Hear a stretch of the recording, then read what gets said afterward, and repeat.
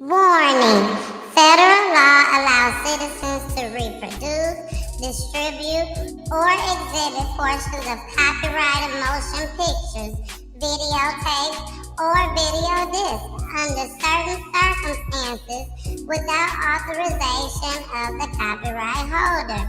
This is called fair use and is allowed for purposes of criticism, news reporting, teaching, and parody, which doesn't infringe of copyright under 17 USC 107.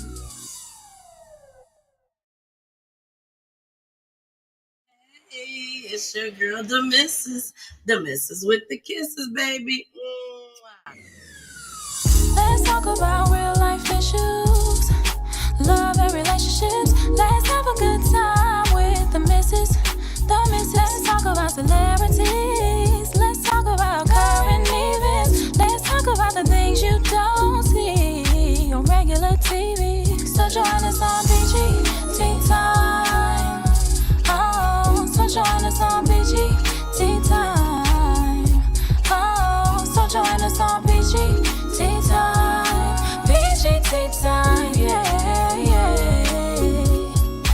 PEACHY Tea Time. When they see me, they know that every day when I'm breathing, it's for us to go farther. You know, every time I speak, I want the truth to come out. You know what I'm saying? Every time I speak, I want to shiver. You know, I don't want them to be like, they know what I'm going to say because it's polite. And even if I get in trouble, you know what I'm saying? That ain't that what we're supposed to do? But I know if I keep talking about how dirty it is out here, somebody going to clean it up.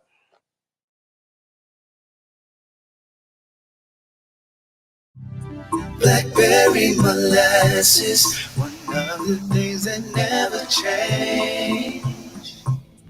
You gotta keep pushing on, the sun don't rain all the time. There's gonna be some heartache and pain. Woke up Sunday morning, got a little bad news today. They say my life ain't worth living, and time is slowly ticking away. Don't think that I'm going crazy, 'cause thoughts be running through my head. I know I gotta be strong, gotta hold on. Sometimes I'd rather give up instead. Seems like I'm better off dead. Blackberry molasses, one of the things that never change. It will never change. Gotta keep pushing on. The sun don't rain all the time. There's gotta be some heartache and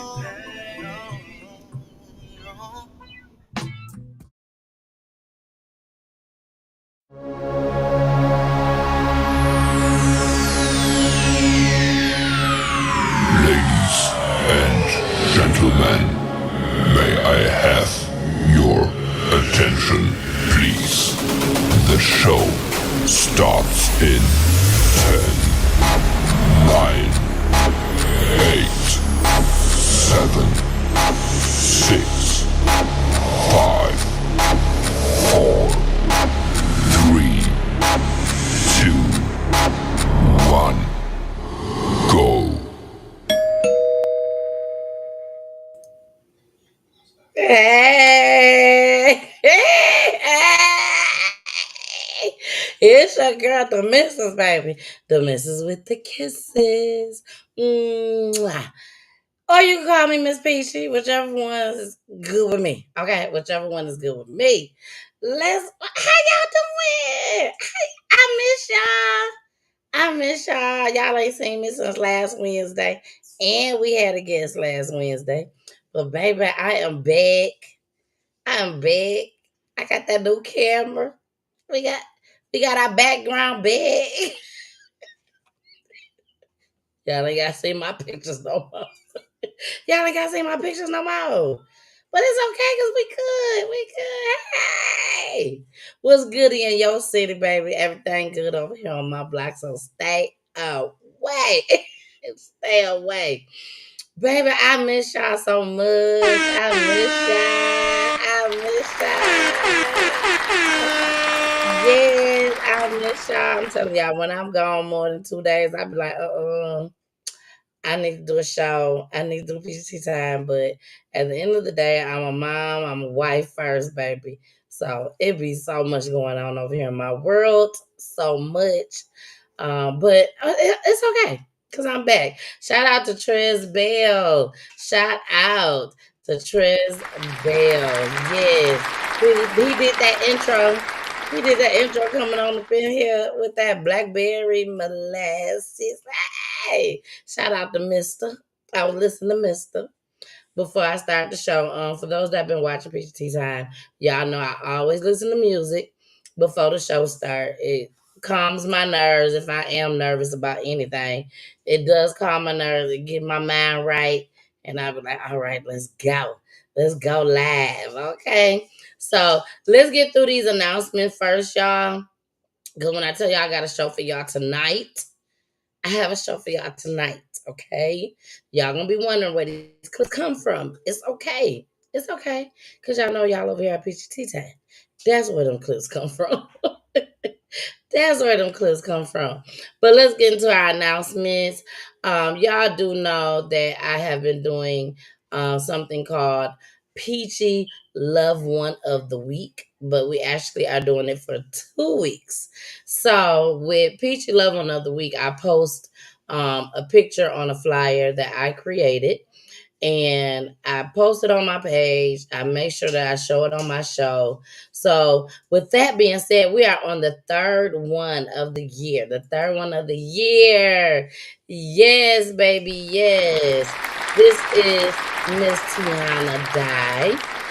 This is Miss Tiana Dye. Her mother came on the show to tell her daughter's story. Of course, it's on Wednesdays, each and every Wednesday, 9 o'clock. I'm sorry, 9 o'clock p.m. Eastern Time, where I have Jason, my co-host for Wednesday nights, and we also have counselor lady, Miss Charlotte. Okay, so make sure y'all tune in. Like I said, we have families from all over, y'all. Families from all over that come on and tell their loved one story, whether it's their daughter, their son, their brother, their sister, their mom, their dad, whoever, cousin. It's somebody that's related to them. And Miss Tiana Dye get 2 week spotlight. 2 week spotlight where she will be talked about on each show. Please, please, please make sure you go to PGT Time on YouTube. Make sure you subscribe, okay? Make sure you subscribe and make sure you hit them like buttons when you watch the shows. Okay? Make sure you do that.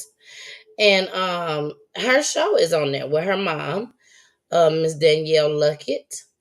But you guys can type in Tiana Dye. You see it right there. If you need to take a picture, now is the time to take a picture.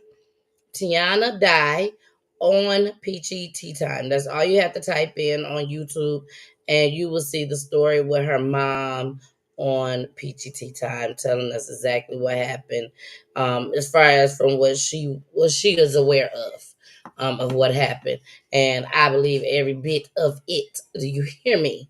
Okay, so make sure y'all go and check it out. You can go right now and check it out on YouTube or on Roku TV.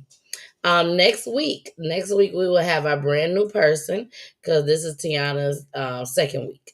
So we will have our brand new person next week. So make sure y'all tune in next Monday. Next Monday, where we will be announced on PGT Time show, but I try to bring them out on Sundays. So if you're on my page, you'll be able to see it. Okay. Next announcement, me, baby, me.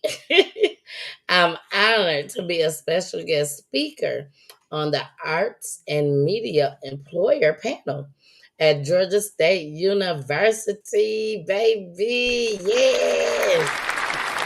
March 25th, 2025. So I'm truly, truly excited and honored to be chosen to be on the panel as a guest speaker. Y'all know I'm excited about it. I'm excited. Yeah, I'm excited. I don't know what the hell I'm going to say, but I'm excited. I know I can't say no cuss words. I know I can't say no cuss words. But it's all good, y'all. It's all good. Y'all know how to behave. And then the next thing up is our guest for next Monday. This is our guest for next Monday. Special guest Keith A. Lewis Jr. He is the founder of I'm a Father First organization. I'm a Father First organization. I'm sure it's self-explanatory. It is self-explanatory. Okay. So shout out to Keith A. Lewis Jr. I'm a Father First organization. He will be on Peachy Tea Time next Monday, where you all will be able to hear how he started the foundation. I'm sorry, the organization, which is also a foundation, but how he got it started, what he do, what he got his peoples on there doing, all of it. Okay, so make sure y'all tune in next Monday, 9 o'clock p.m. with my homie Keith. Okay, now let's go ahead and let's get ready to start this show, baby. But first, our last announcement for tonight. Okay, make sure y'all go vote. Make sure y'all go vote.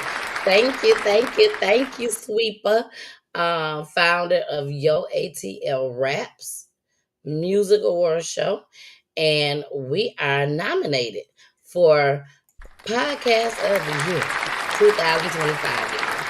So make sure y'all go vote for us. All you have to do is go to www.yoatlraps with an S.com. Go to page 2 when you get on the website. Scroll down till you see Podcast of the Year, and you will see Peachy Tea Time. Okay, so make sure y'all go vote for us. Voting definitely counts.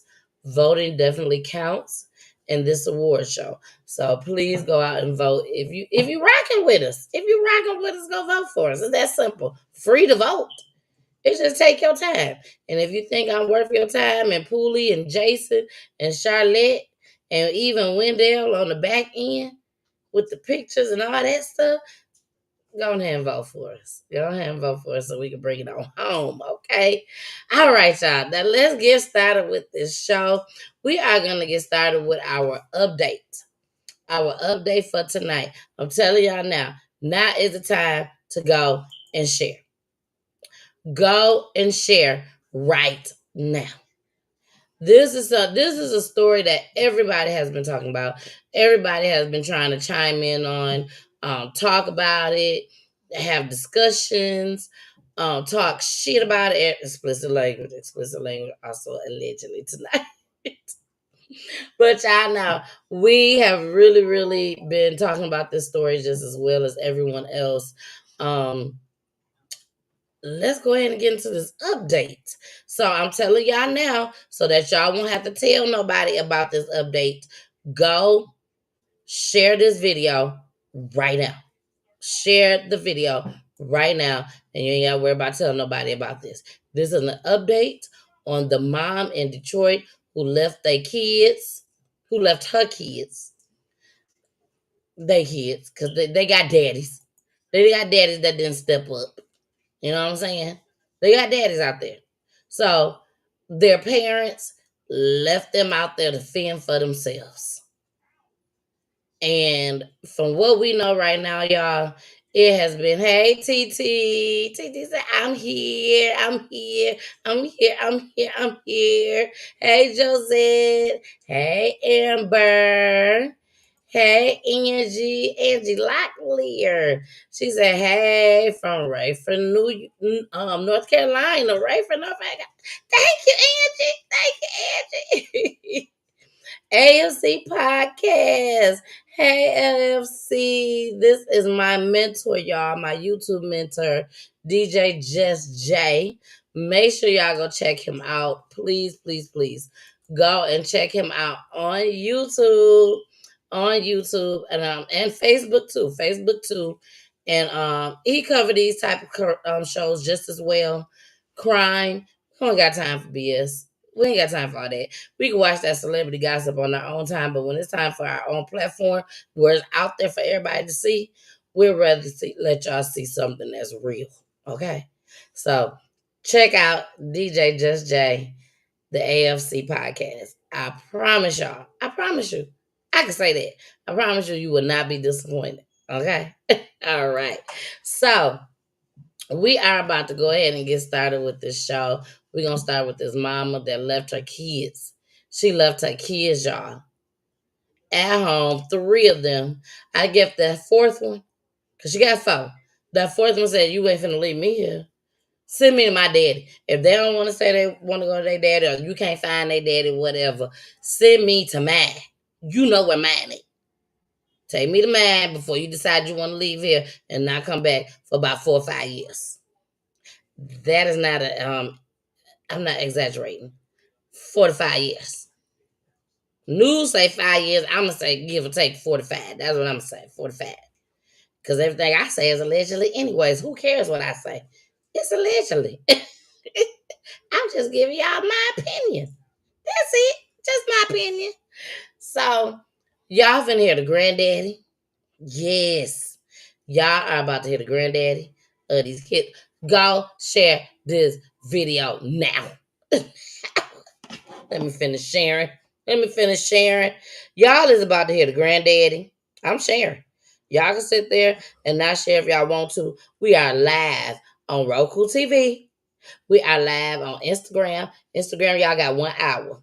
Y'all got 1 hour Instagram. I suggest that y'all come on over right now. Because we got a show. I got a show for y'all tonight, okay? But we got Instagram, we got Twitch, we got YouTube, and 2 Facebook pages, baby. Plus, we is not on Roku. I just thought about that. Hold on, let me see if I can add. Can I add? I can't add Roku. Ugh, I'm so sorry, Roku. And my mama ain't saying nothing. I'm so sorry I did not click the Roku button for tonight. I do apologize. I wish it was something I could do right now. No, I can't add it because the show has started. So I apologize, Roku. If y'all came from Roku and was like, let me see if she live over here on YouTube, Facebook, Twitch, and Instagram. Let me go see. I'm live, and I'm sorry, I forgot to click the button for Roku TV. But after the show, I will upload it to Roku TV right away, since y'all won't be able to see it live. But you can put YouTube on your television. Put YouTube on your television, and you can still watch me on your television. Okay? So let's go ahead, y'all. Y'all is about to blow y'all mind. This new update on these kids. Yes, on these kids that has been in a home alone for a total of 5 years, from what they say. The news say. I say 45. 4 to 5 years. Okay. For somebody to say, did she say 45 years? No, 4 to 5 years. Okay. Make that clear. But y'all, let's go ahead and check this clip out. Here we go. We begin tonight with questions still swirling regarding 3 children that investigators say were abandoned for years inside a Pontiac home. Where was the mom living that whole time? Welcome to 7 News Detroit at 6. I'm Carolyn Clifford. And I'm Mike Duffy. Thank you so much for joining us. Now, Kelly Bryant is facing federal charges of child abuse after investigators discovered her children living in filth and squalor. We gotta start this over because I don't think y'all understand. If y'all been watching this, if y'all have been following this, y'all want to know, where does mama been? If she just left her kids 13, 12, 13, and 15. 2 girls, 12 and 13. And then the 15-year-old is a boy. Matted up hair, audit. Y'all is about to hear from the granddaddy. Y'all is about to hear from a neighbor that said these kids say, hey, what's up? I like that car down there. Hey, you riding good, ain't you? You riding good. I like that. That's all they said to him from what he said. Allegedly. That's all they said. But the grandma, the granddaddy, not the grandma. That's a lie. Not the grandma. The granddaddy finna speak. The neighbor finna speak. And there's one more person that y'all gonna hear speak. Let's go ahead and let's run this. I ain't gonna stop it no more. Here we go. We begin tonight with questions still swirling regarding 3 children that investigators say were abandoned for years inside a Pontiac home. Where was the mom living that whole time? Welcome to 7 News Detroit at 6. I'm Carolyn Clifford. And I'm Mike Duffy. Thank you so much for joining us. Now, Kelly Bryant is facing federal charges of child abuse after investigators discovered her children living in filth and squalor for years. And today, our team found out where Bryant may have been living. And that's not all. 7 News Detroit reporter Sarah Michaels is also listening to the children's grandparents tonight and a neighbor who says he actually had interactions with the kids before. Up until this point, many of us believed that the 3 children living in this home had no contact with anyone except for their mother for nearly 5 years. Well, today we learned that at least a handful of times they did call out to a neighbor. Was it just that one time? Maybe 2 or 3 times. A father himself, Jamar Johnson, tells me he felt the need to share that he heard the 3 kids abandoned in squalor in this Pontiac home. For 6 months, he has lived 2 doors down, and occasionally they yelled out their window to him. Just, they say, hey, nice car. But, and I might wave back at them, but that's it. There's no way that I could have known that they were in a terrible situation. Johnson says how could he know that the room the children were calling from was stacked 4 feet high with mold, feces, and trash. He says he never saw them outside, but he saw their mother, 34-year-old Kelly Marie Bryant. She would be outside for hours and hours with a friend. Johnson says Bryant was always in a car with a friend. He never saw her go inside, and he wonders, who was that friend? Did they know who Bryant was hiding? She's from here, she's from there, we don't know where she resides. So many have been wondering where Bryant herself lived while her children sat in isolation. Court documents show 2 addresses. At one of them, I talked to a woman who confirmed Bryant was living here. Were you guys living together? Yeah. The house is about 6 minutes away from where Bryant's children were. The woman behind the door telling me that Bryant always told them the kids were with their dad, and Bryant actually played with other people's kids. The 3 children, ages 15, 13, and 12, are currently staying with their maternal grandpa. Over the phone, their paternal grandpa, Samuel White, tells me he and the kids' father have been trying to see the kids for years. But it just hurt because it's not the fact that she had to take them through that. Why would she do that and that wasn't the situation? White says that he personally asked Bryant to bring the kids around. The answer was always no, begging the final question and perhaps the biggest question, why would she do this? How are you guys coping with that? I mean, it's sickening because it was like we wasn't running from the situation. We always asked about them. They doing all right, but it's a lot of scar there. It's a lot of scars. Bryant will be back in court March 4th for a probable cause conference. In Pontiac, Sarah Michaels.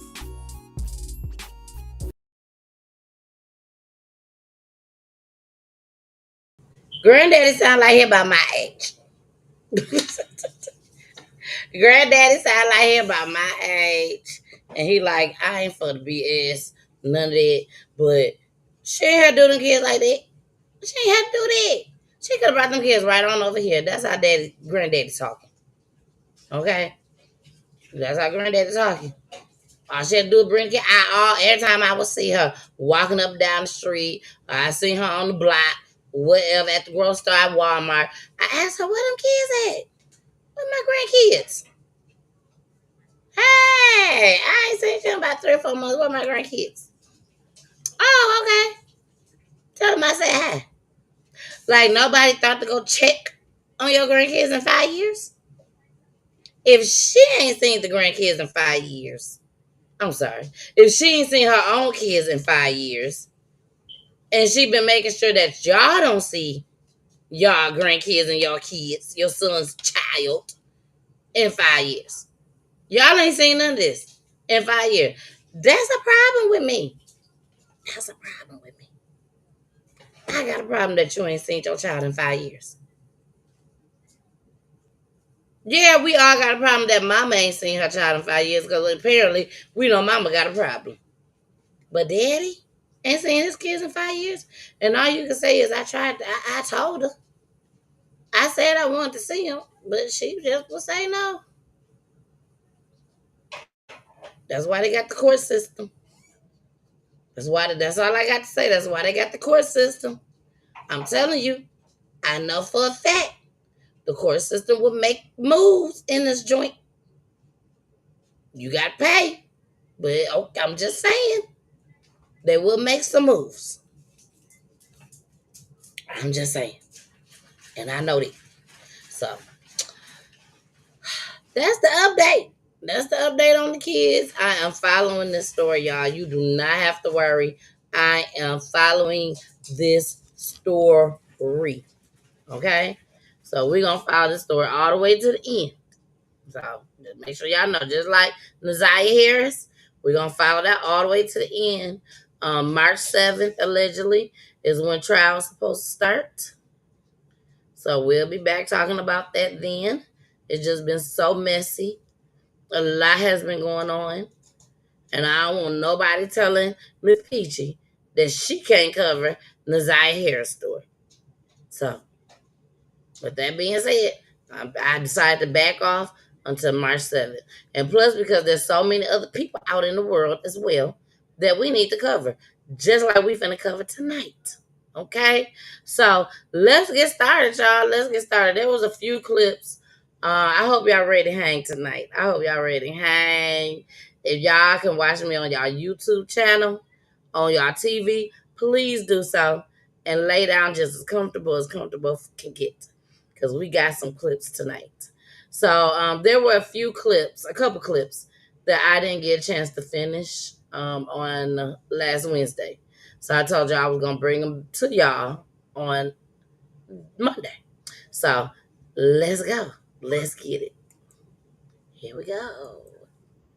Passenger in a car running from officers is seen firing shots pursuing patrol cars. It's dash cam video you'll see only on Fox 5 tonight. A chase of a stolen car involving deputies from Fayette and Clayton counties last night ended in a shootout with the driver.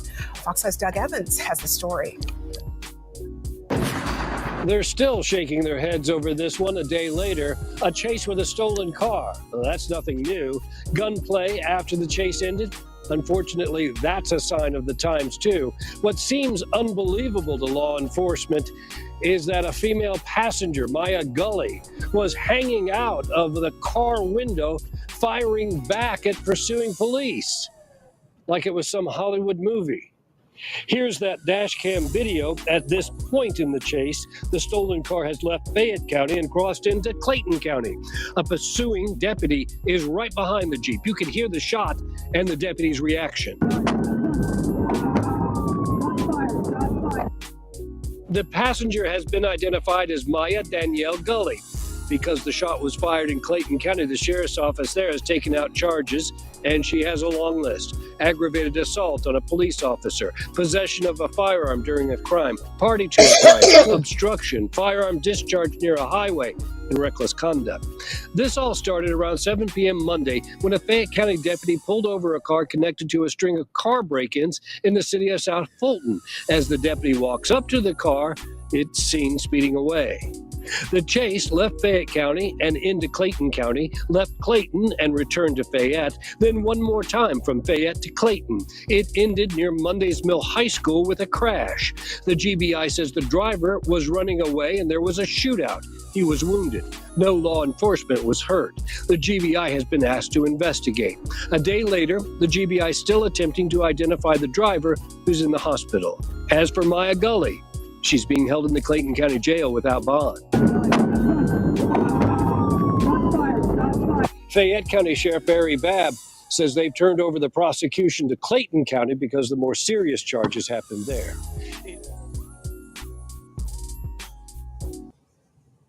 Now, I'm going to be honest with y'all.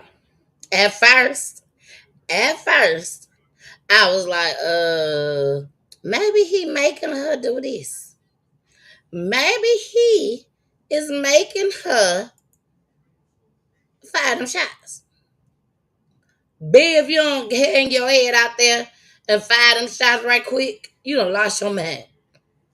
I'm just saying. Maybe that's what he had said. Until I heard that she had a long rep sheet. Heifer, you tried to get down with the police already. Hey, Robert J. Ames. Hello from Tampa, Florida. Hey, Tampa, Florida. I need to come back to Florida. I ain't been to Florida since I was a kid. Well, senior year. Shout out to BV. Baby. Hey, Kat. Hey, boo. Hey, Mama Peach. She said Mama Peach is watching on Facebook. Mama Peach, I forgot to hit the go live on the Roku TV. I'm so sorry. But y'all, I will upload this video. On Roku TV as soon as I end it. Okay, I do apologize. Hey, Panda. I love you, Panda. She said, hey, my friend.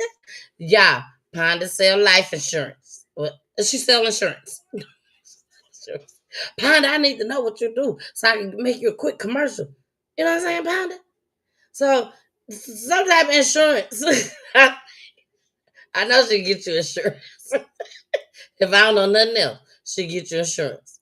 So, Panda, you need to come on PGT Time and tell them what type of insurance you can get them. But I know my friend can get you some insurance, baby. Hey, Audra, how are you?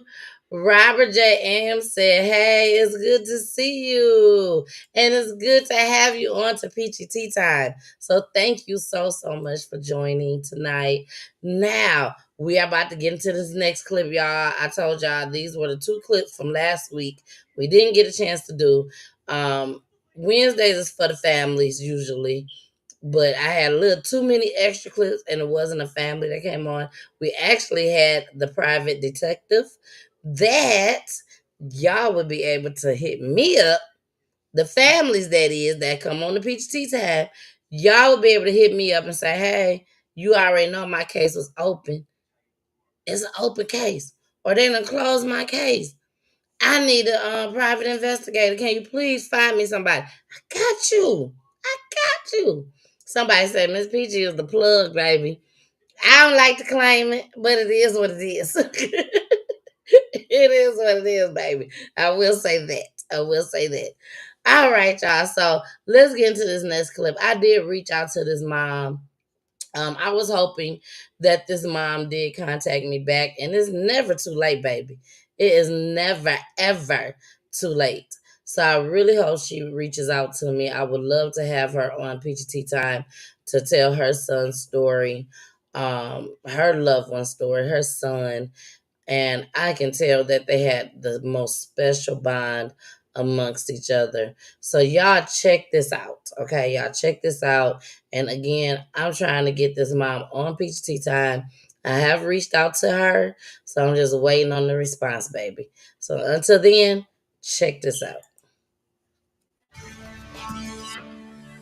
I feel betrayed because a lot of people supposed to be his friend turned their backs on me. For Hope Clayton, the emotional pain of losing a child to gun violence 2 years ago hasn't gotten any easier. Memphis police say her son, 18-year-old Deonte Thompson, was shot at the corner of Pershing and Binghamton, March 5th, 2020, around 7 p.m. The images and emotional scars from that day are forever etched in her memory.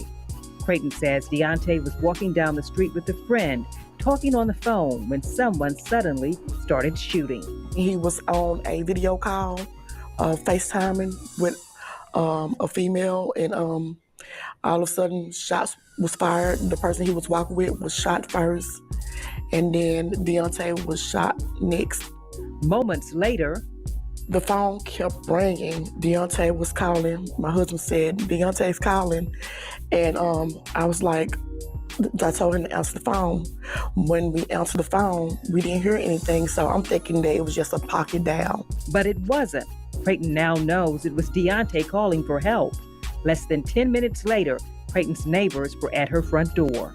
We had a knock at the door from two neighbors saying that Deonte has been shot at the corner of Bingham and Persian, and he's laying down in the ground. Clayton and her husband rushed to the scene, only to find her son on the ground with a gunshot wound to his body and fighting for his life. They started CPR until the ambulance arrived. Well, his eyes was opening and closing, but he wasn't saying anything. Paramedics rushed both victims to the hospital. Clayton and her husband arrived moments later. My husband and I was shown to a room. We waited, and a nurse, if I'm not mistaken, along with a detective, told us that he did not make it. Clayton says neighbors told her that Deonte was still trying to get home, even after he was shot. He was trying to get home. He was crawling to us. The neighbors, some of the neighbors had told us that he was crawling, trying to get home. A lot of people that was around him when he first fell know more than what they said, and some are even involved, and they know who did it. Memphis police say suspects got away in a gray four-door sedan. If you know who killed Deonte Thompson, you are urged to call Crime Stoppers at 528-CASH. Your tip could help.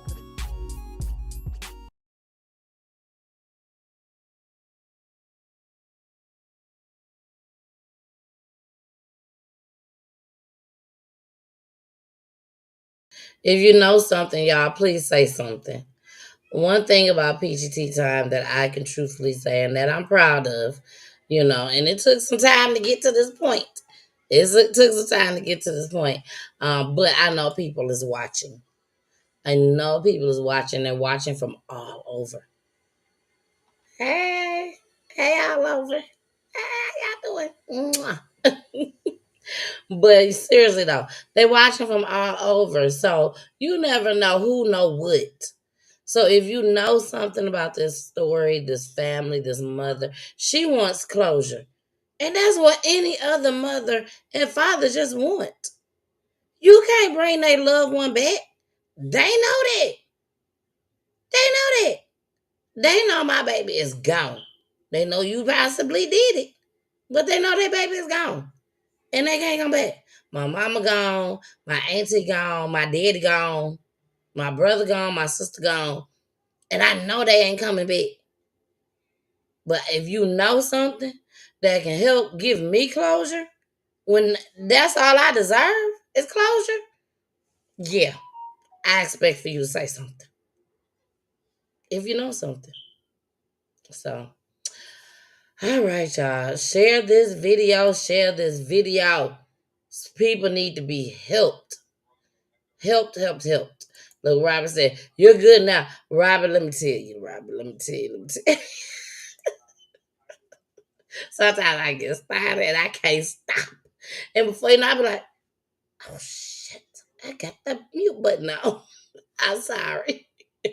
All right, y'all. Let's get into this next clip. So those were the two for the past week. Last Wednesday, since last Wednesday. Those were the two that I had that I was supposed to play last Wednesday. Now we are about to get into things that I had planned for tonight. Okay?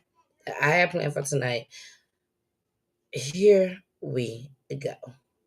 Social media stunt.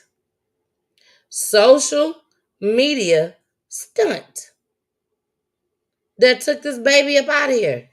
13 years old. Social media. Oh, yeah, I got a problem with it. Here we go. Death in the Inland Empire, where a 13-year-old boy lost his life attempting a dangerous social media stunt. Tonight, his heartbroken family is speaking out about their son who loved football and died far too soon. Shelby Nelson live in Murrieta with the story. Shelby? Yeah, far too soon indeed. This is such a tragedy. And it's only been 18 days since this family found 13-year-old Deuce unresponsive in his room.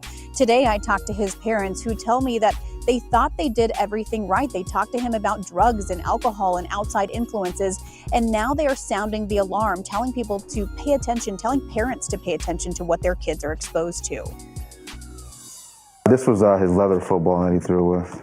This is the one he would mud at night. Nnamdi Ohere Sr.'s son was just 13 years old. His name is also Nnamdi Ohere, but most called him Deuce. He's got a cute smile. Yeah, this is young Deuce right here. He had a good sense of humor, a great wit about him. He played many sports and instruments. His dad tells me football was his primary passion. Deuce was the eldest of 4 boys and part of a military family establishing roots in Marietta. But the family is now coming to terms with his loss, nearly 3 weeks after they found him unresponsive in his room. It was the morning of February 3rd. Leading up to then, his dad tells us they had sports and family activities. It was like any other day. We came home, they showered. We were watching the Grammys. He was excited that Kendrick Lamar was sweeping all his categories. But the next morning, when they discovered him, panic kicked in. Deuce's mom performing CPR, dad calling 911 and rushing to a neighbor for help. Deuce didn't make it. It appeared he had taken his own life, but it just didn't make sense. Deuce was always looking to the future, excited for what was ahead. As his parents began asking questions, they learned that Deuce had learned of a social media game in which children were making themselves pass out. I heard something where this young person tried to make themselves pass out, but I guess they came back from it. The CDC has been warning about the dangers for years, saying it can cause serious injury or even death. Deuce didn't have any social media accounts. His phone had strict parental controls, and they believe this was a result of what he may have learned from outside influences, possibly at school. Trying to go through the Rolodex of like guilt, right? Did we check in more?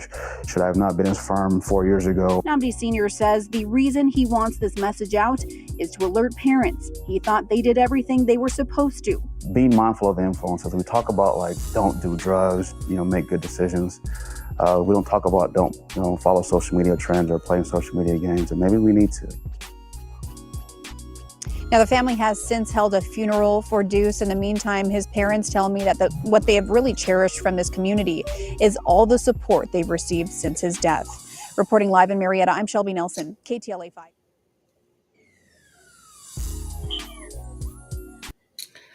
I agree with him 100%. Maybe we do need to start talking to our kids about social media trends and stuff like that. I remember there was something that Kirsten sent me.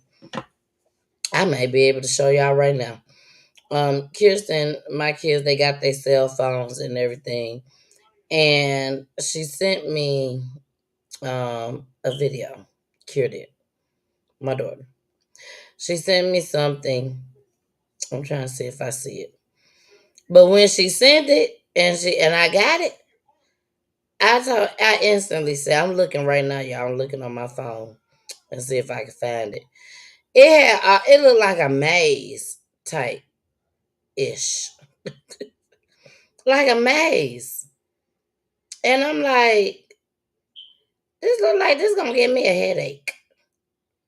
And if it's gonna give me a headache, it's gonna give you a headache too. I can't find it. I'm looking, I don't see it. But I ain't like it. It was black and white. It was something like this. With all these dots. Oh, you can't see it with my phone. But anyway, I was like, this don't even look right. It just don't look like I'm supposed to be looking at this.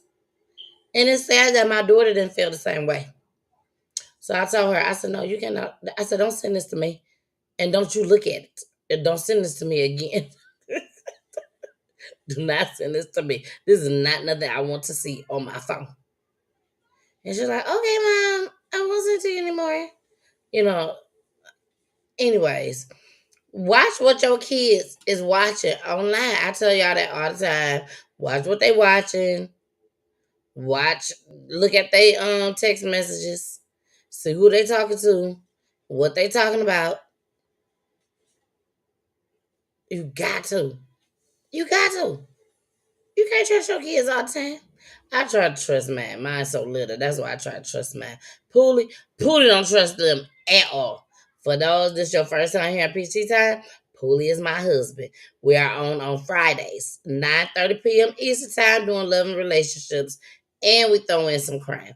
Because PEACHY Time is about crime, your neighborhood crime channel. Okay? Hood news.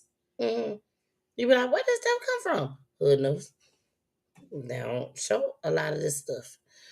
Okay, y'all. So that's the social media trend and took his son up out of here. Okay, took him up out of here. So rest in peace to that young man.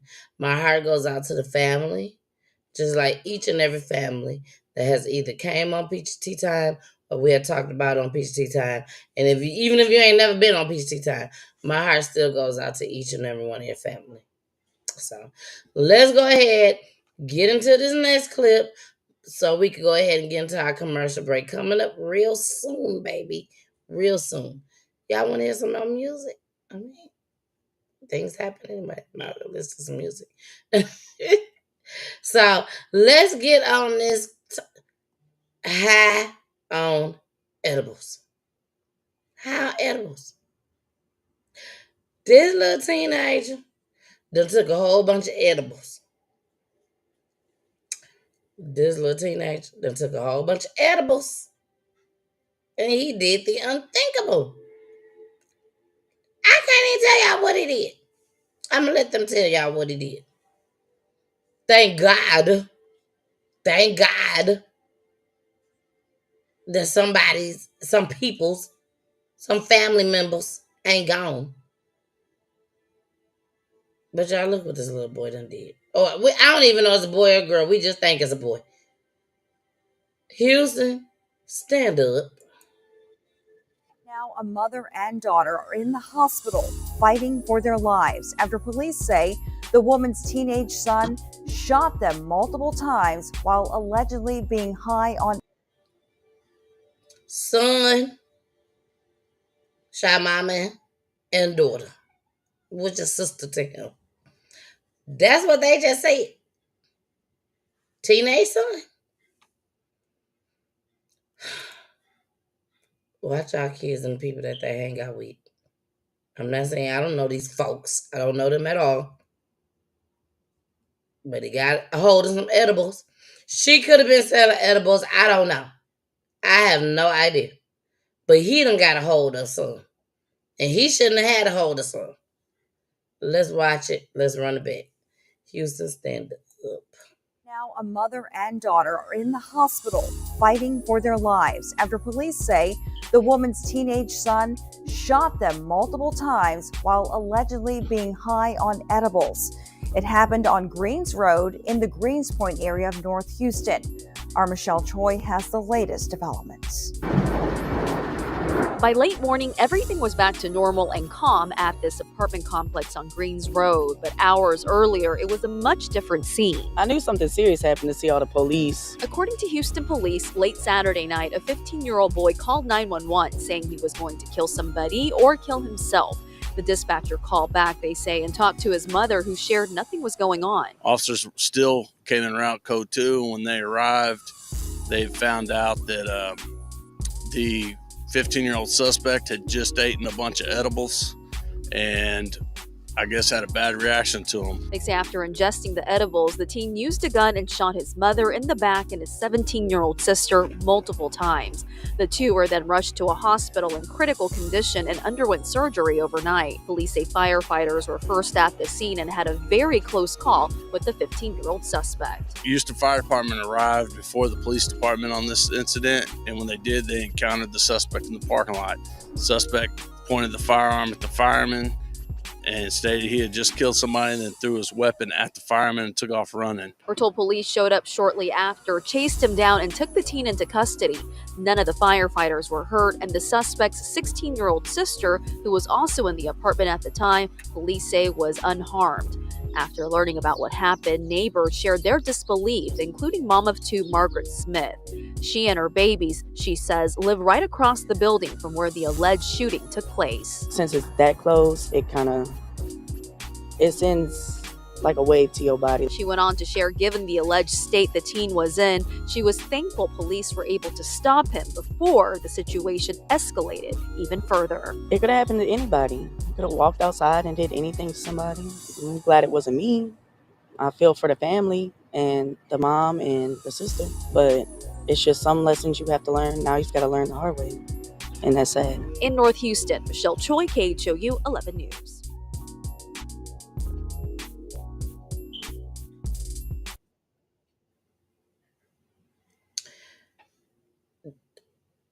Did she just say? Never mind. Never mind. Did she say? Never mind. Never mind. I'm deleting some stuff because I don't want to accidentally play the same thing. But did she just get on live TV and say, I'm glad it didn't happen to me? Sometimes I want to say stuff so bad. But I'm glad it didn't happen to me. Yeah, you might be glad that didn't happen to you, but you don't go on live and say no.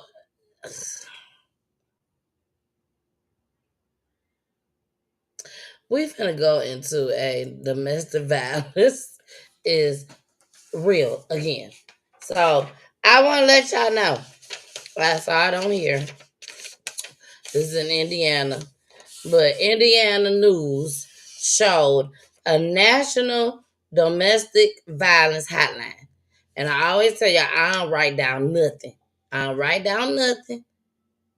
I just go off the dome. But when I saw that, I said, that's something I should start doing on PEACHY Time. Showing these hotlines.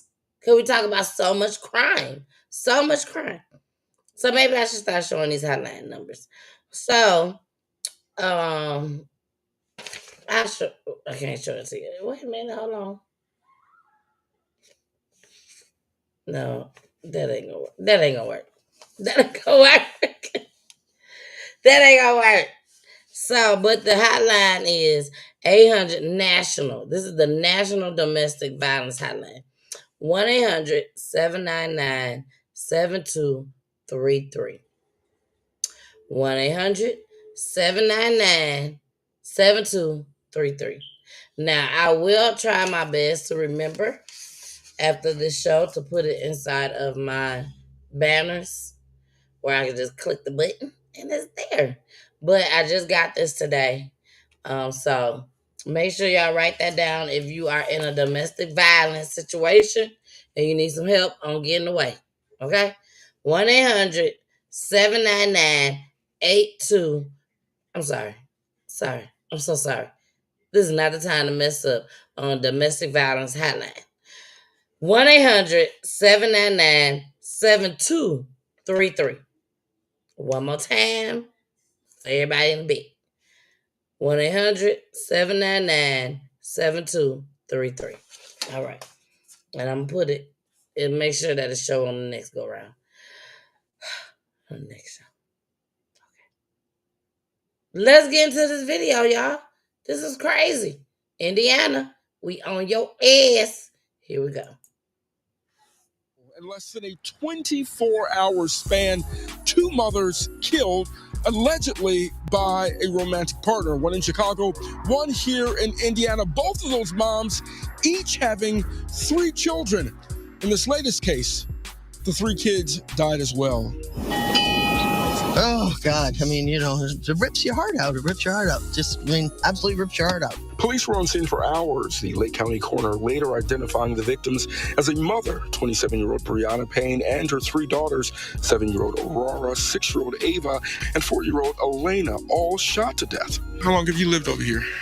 Like 23 years. Yeah. Wouldn't have never imagined you would have seen something like this. No. You wouldn't even think you'd hear about it. Lake Station police responded for a well-being check. What led up to the shooting, unknown at this time. It happened just before 3 p.m. Friday. The mobile home is a part of the Mansard-Dula community along East 10th Avenue in Lake Station, Indiana. We've heard, like an occasional argument, but it never seemed like it would be anything that would escalate to this. Have the police ever been called before? You seen the police in and out of the home? No, I haven't seen the cops around, not for them at least. Inside, police also discovered 31-year-old husband and father Robert Payne. Authorities say he died from suicide. The tragedy comes hours after 33-year-old Tiana Jones was found stabbed to death at 71st and Eberhard. Jones's two sons were stabbed multiple times and kidnapped. They're now recovering. Her youngest son's father, 39-year-old Marcus Bowsley, now in custody. I still can't believe that she's gone. I can't believe her children are motherless. Saturday afternoon, the Indiana family's front door now boarded up. A bike, skates, and the kids' playground left idle. When you remember these little girls and the mom tonight, what should the world know about them? They were good.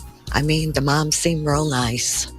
The kids were just always bright and say hi every time, like if you walked by or strode by or something, they'd wave. And a prayer vigil for Tiana Jones will be taking place on Sunday at 1 o'clock at 71st and Eberhard. Of course, we cannot share tragedies like this without providing some resources on your screen.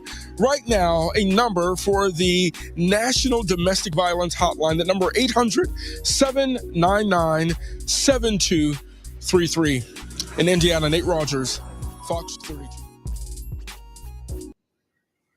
That was sad. That was sad. So, in case y'all didn't understand that one, because I didn't quite understand it either, I'm still on the fence with it.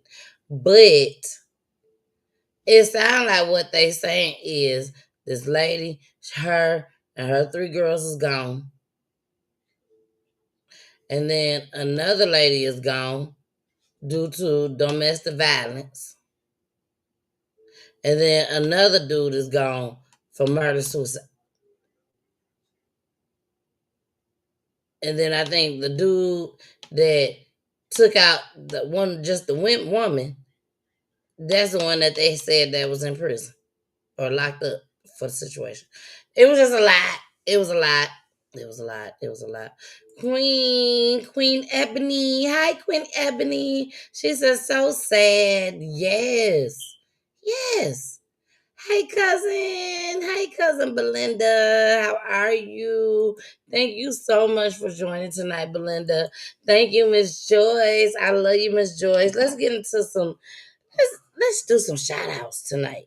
Because I see it's a bunch of y'all in the building. Hey, Audra. Robert J. Ames. How y'all doing tonight? How you doing tonight? La Ponda's in the building. Mama Peach is in the building. Hey, Mama Peach. Poolie is in the building. Hey, Poolie. TT. Hey, TT. Christine Wright is in the building. Bella Adore is in the building, and so much more, so much more. All right, y'all, let's move right along. Let's go ahead and get into this trip. Y'all want to go on a trip? This ain't a trip that we want to go on, but this was a trip to Michigan. Now, if you already know, when you come on PGT Time, I name my own clips. But this right here, trip to Michigan, this was a clip that I shared with the doggone news broadcasters. Because there was no other way to name this clip. But as I kept researching, I'm like, oh my gosh, it's not just her. It's a him, but she go by her. So that's what she want to be called. That's what she want to be called. So her. She want to be called by her name, Tahiri Broom, aka Tokyo. I'm telling you, I did some research on this. So this was a sad case. But then after this, people were sharing Tahiri, aka Tokyo. They were sharing her picture with somebody named Sam. And they were saying the same thing happened to Sam. But it was worse. Either way it go, they both was bad. But Sam's, I was like, oh my gosh. You know, Tahiri, I was like, oh my gosh, too, but I don't know. So I'm finna play both of them for y'all. Sam has a couple of them, but let's get into this trip to Michigan. Here we go. In mourning after their loved one was murdered on a trip to Michigan. Tonight, a homicide investigation is underway. Thank you so much for staying with us. I'm Carolyn Clifford. I'm Simon Shakette. 29-year-old Tahiri Broom, a transgender woman from Ohio, was shot and killed Sunday morning. On Wednesday, we shared with you how Southfield police say they arrested the suspect at a casino shortly after finding what they believe was the murder weapon in his apartment. Well, today, 7 News Detroit reporter Christiana Ford learning more about the victim, talking to her family about the impact she made on their lives. It's been 4 days since the family of Tahiri Broom, who also went by Tokyo, learned about her brutal murder while visiting Michigan. It's really like it got my whole family in like a uproar. Like, it's like one of those things, like you don't know what to feel. Like you want to be angry, you want to be sad, you want to cry, you want to scream, like you want to do. It's a big ball of emotion. Even after the arrest of the person police believe is responsible, Robert Bridges III, there are still a lot of questions going through her aunt Patricia Bender's mind. Like you just want to know why. Like, why did you do that? Why do you feel like she deserved for that to happen? You know, and then that way and that magnitude. Being that they caught him, that brought some peace. But it's like, it don't take away the pain. Bender says her niece loved making people laugh, was full of energy, confidence, and loved Nicki Minaj. Funny, smart, like one of those people that could walk into the darkest room and find some light in it. She's hoping people see Broom in that bright light instead of focusing on what she did for work. It doesn't mean that that person was a bad person. She was never a bad person. Southfield police say they haven't ruled out the possibility that Broom was targeted. The suspect made 33 calls to sex workers, including Black transgender women like Broom. He knew. I believe it was possibly maybe even a motive of a robbery as well, because when he was interviewed, turned out he didn't have any money. So, you know, how was he going to pay for services, if you will? And so, but he's carrying a handgun. But the evil that happened and investigation into it won't stop them from celebrating who she was. She's shining light that's gonna shine forever and ever and ever and ever. The family wants people to know they're grateful for the outpouring of love and support they have received here in Michigan. There will be a balloon release on Friday in Cleveland. In Southfield, Christian.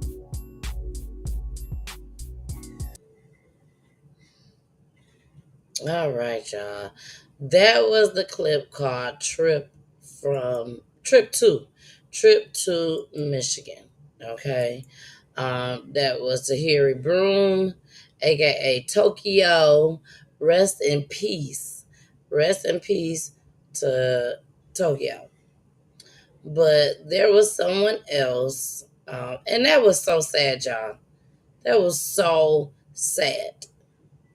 Like, people get with the transgenders, and then once they finna leave, they scared. Oh my gosh, something finna happen. They gonna go tell. Everybody gonna know about it. I'm that dude, but I'm also on DL. So I'm finna go ahead and play the next video. This is the one that I told y'all that when this happened to Tahiri, aka Tokyo, it also happened to Sam. It also happened to Sam. That's all I know is Sam. But when I saw the story, I was like, oh my gosh. You know, over here on PT Time, we don't discriminate. We don't care what color you is, anything like that. But if it's like downright, oh my God, what it is, something like that. When it's stuff like that, where you got the cringe up your face, and be like, why was somebody, you don't lost your man. When you gotta do that, that's when I bring it to PT Time. If it make me do that, I say, I gotta bring it to let y'all see it. I gotta let y'all see this. So This got two clips. When you saw Tahiri, it like happened around the same time. And they're like, oh no, we gotta attach them two together. Not as far as together that whatever the situation has happened together. No, not that at all. Two different situations, but it happened around the same time frame. So this is the next one. This is Sam. Rest in peace. Rest in peace to Sam. Okay? Rest in peace to Sam. My heart goes out to the family.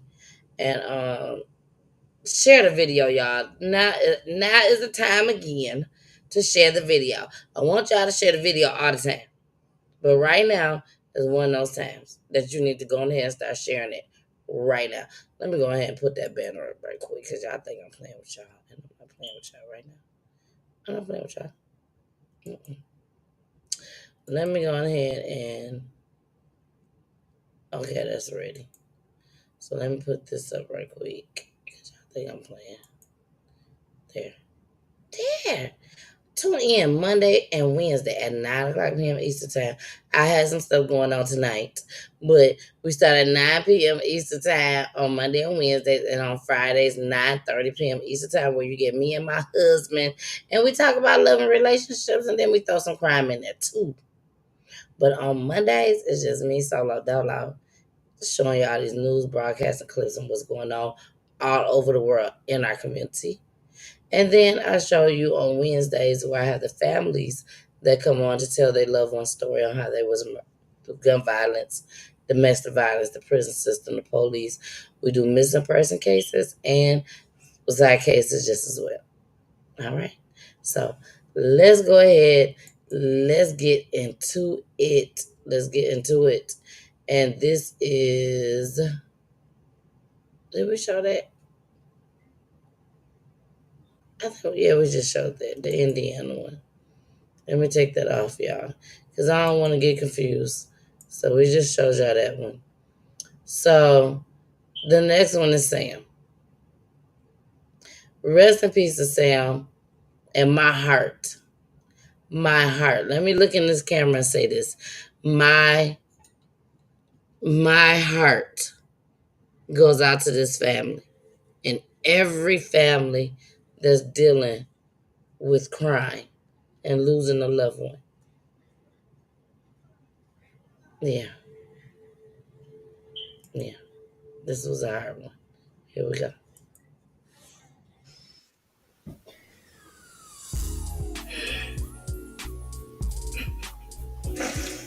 The family of Sam Norquist, heartbroken and hurt. They can rot in hell. I'm to rot in hell and die. Kayla, Sam's sister, says he left for New York on September 28th, all in the name of love, after meeting his girlfriend, Precious Arzuaga, online. I had a bad feeling off the start that it wasn't going to end well if he came out here. And he wouldn't listen to me because he thought that he was in love with this woman. And he thought this woman loved him back. She kept telling him that he was loved and she would take care of him, and just sold him on a dream to get him to come out here. That dream turned into a nightmare for Sam and his family. Police charged Precious and these 4 suspects for torturing and killing Sam. Torture.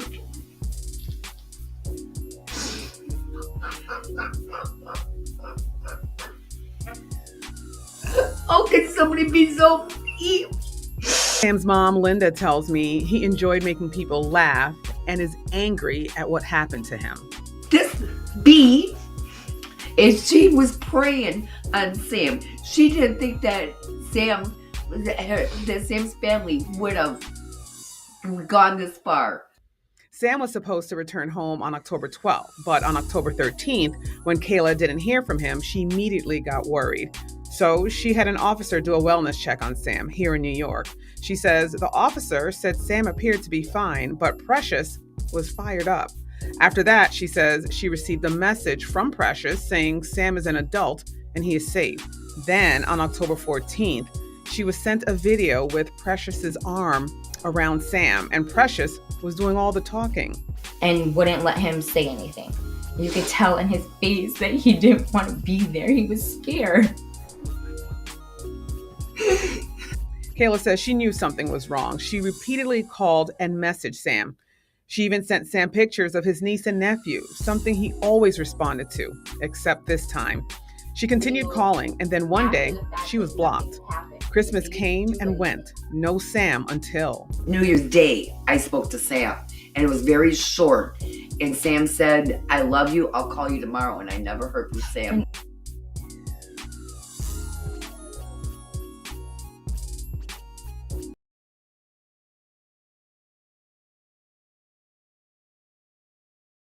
That's so sad.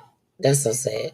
So, with these two stories, Sam is a transgender girl, or was a girl, and turned into, and was a transgender into a boy, a man, a boy, whatever y'all want to call it, a boy, man. I don't know, but Tokyo Tahiri was a boy that was a transgender into a girl. This is what the paper said. The news broadcast, the news articles on it. That's what it said. It ain't nothing that I came up with. This is what it said. Okay? So I want to make that clear too. So, yeah. I feel so sorry for Sam. But we ain't done with Sam. We ain't done with Sam. Sam touched my heart. The story with Sam touched my heart. It really did. So I want to show y'all this next clip. And this was Sam's story. It wasn't done. It was too much. And so I was like, let me show them this. And here we go. Oh, sorry. Also tonight, we are learning more about the criminal history of the 5 suspects in this case. Each is charged with second-degree murder. As of now, investigators say the facts of this case do not constitute hate crime charges. 13 WAM's Carly Miner spoke with the Ontario County DA's office, continuing our team coverage this evening. Carly, good evening. Good evening, Matt. Yeah, all 5 suspects are charged with second-degree murder and depraved indifference, which can carry a sentence of 15 to 20 years if convicted. Ontario County District Attorney Jim Ritz tells me that the murder of 24-year-old Sam Nordquist is the most horrific case his department has prosecuted. It is absolutely, without question, the worst thing that we've ever seen. 5 suspects charged in connection to the disappearance and murder of Nordquist. Ritz says 3 out of the 5 suspects have previous criminal convictions. Kyle Sage and Patrick Goodwin are both currently on parole. Sage convicted of larceny and disseminating indecent material to a minor. Goodwin convicted of first-degree criminal sex act and sexual abuse involving a victim under the age of 11. Goodwin is a registered level 3 sex offender. Precious Arzwaga has 4 misdemeanor convictions, nothing sexual, but petty larcenies, criminal trespass, and a sale of an imitation controlled substance. Authorities say Nordquist, who is transgender, was living at Patty's Lodge in Hopewell after traveling from Minnesota. Police launched a missing person investigation last week after receiving a welfare check request from the victim's family. They believe the victim endured prolonged physical and psychological abuse and repeated acts of violence and torture between early December and early February. Police found the victim's body in a Yates County field Thursday. I can tell you, in my 36 years, I've never seen anything this depraved. So it's hateful. Ritz says Arswaga and Nordquist were living at Patty's Lodge together. No word on a motive, and Ritz says there's no indication at this time the murder was a hate crime. The question about hate crimes is whether that hate was derived from Sam's being a transgender person, or if these are just evil people who hate and would have done this regardless of Sam's situation.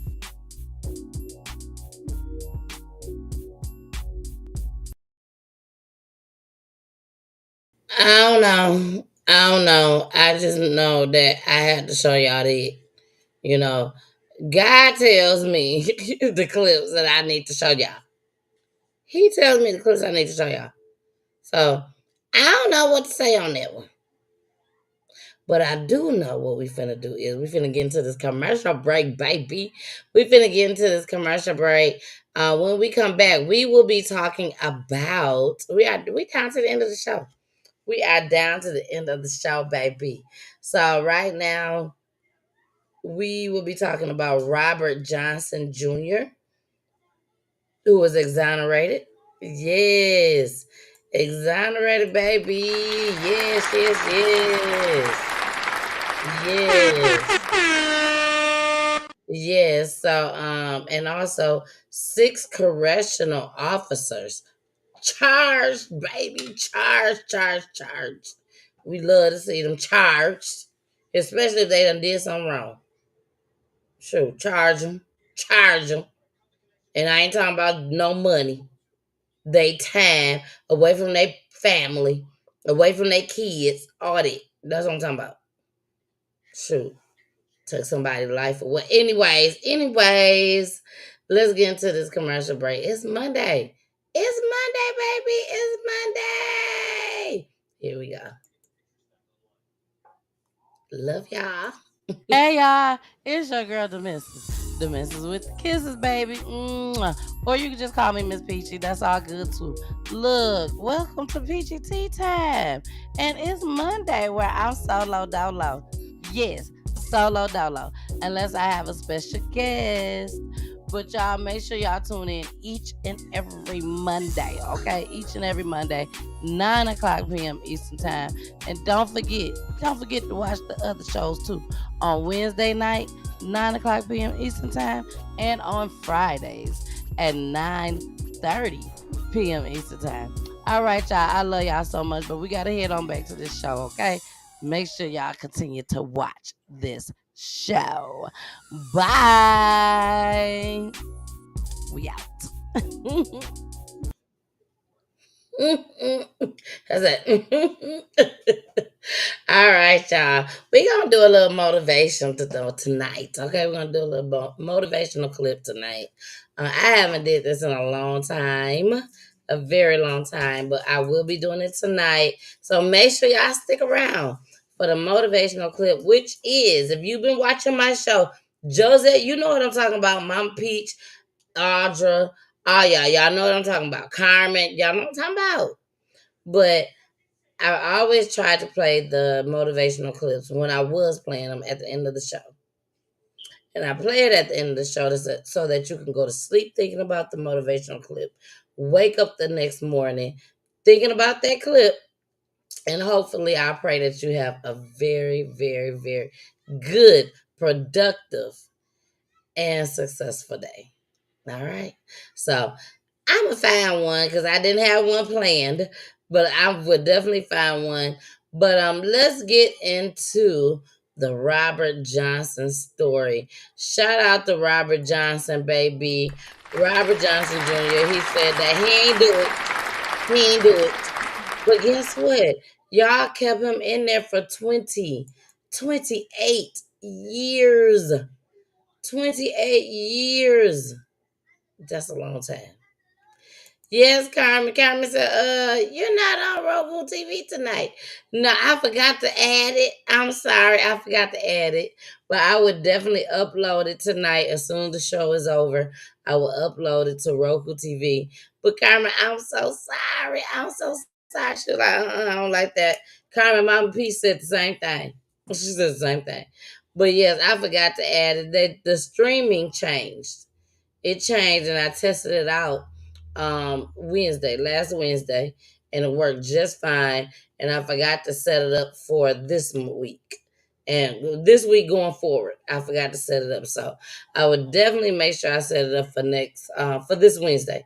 This Wednesday going forward, so we don't have no issues. I definitely apologize. But Carmen, you can go on your YouTube on your television, and type in PGT time spelled with a Y, and you can watch me right now. You can watch me right now on YouTube, on your television. All right. So let's go ahead and get into this next clip, baby. Y'all ain't ready for this.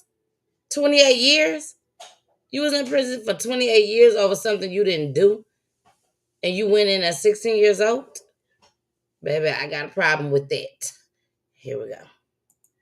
I got a problem with it. I sure do. You're looking live at 26 in California, where Robert Johnson, 43-year-old, has finally been released from prison. He's been in there for almost 30 years. He had his sentence vacated yesterday. I think he's coming up to the microphone, and let's hear what he has to say. Robert, just tell us what you're feeling right now, man. I didn't think this day was gonna happen. They had me in that cage for 28 years and 10 months of my life for something I didn't have nothing to do with. I'm just thankful that we got in front of a judge that was honorable and that was fair and finally put an end to this nightmare, this hell on earth that I've been dealing with since I was 16 years old. Robert, your family said you stayed so positive over the last 28 years. What was it like? What went through your head for the last 3 decades? I had my ups and downs. It was positive, negative. At one point, I was real bitter. I came up out of that because of my family. They supported me, kept my heart, and I'm really lost for words, but I'm gonna get through this here. I came up out of it and I started fighting to prove my innocence. Started fighting to prove my innocence, and started writing people. I don't know how many letters I wrote, maybe thousands. No matter how many no's I got one yes, and that's when things started to change for me. What's next for you? What's next for me? I would really like to start making the world more conscious of there are a lot of people in prison for things that they didn't do. It seems to me that the public, it's like they see it on the news, but it's like they don't relate to it. For some reason, they don't understand that it is a reality. Like, it was just easy just for them to go in there and just say it was me. And I've been in here 28 years of my life. And there wasn't nothing I can do about it. I tried. I screamed. Wouldn't nobody listen to me. And I just want the world to know that there are people, there's still people here in prison, in the Cook County Jail, for things they didn't, for crimes that they didn't commit. And I just wish the public will be outraged about it. Of course, you miss memories for decades with your family. What does it mean to have the support system and kind of now make up for that lost time? It means the world to me. My grandmother, she used to always say, well, Robert, I hope I'm here when you get out. And I used to always say, Grandma, don't say that.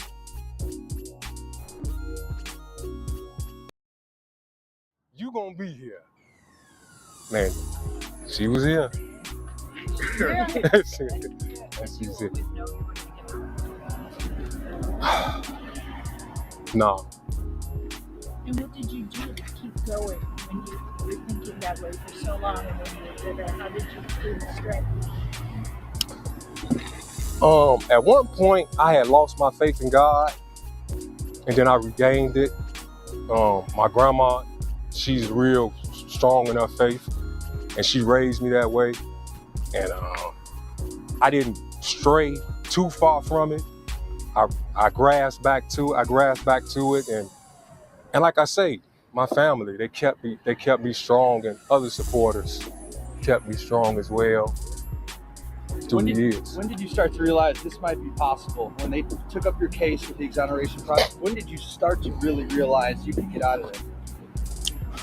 Well, because I was really starting to lose hope.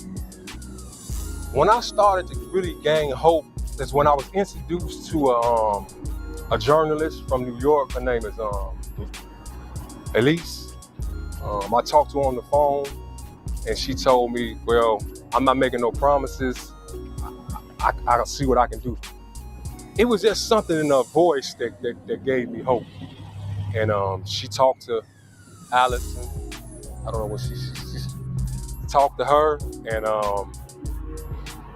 when Allison responded back, it was real positive, and the ball started rolling. And that's when I really started to like say, this could possibly happen for me.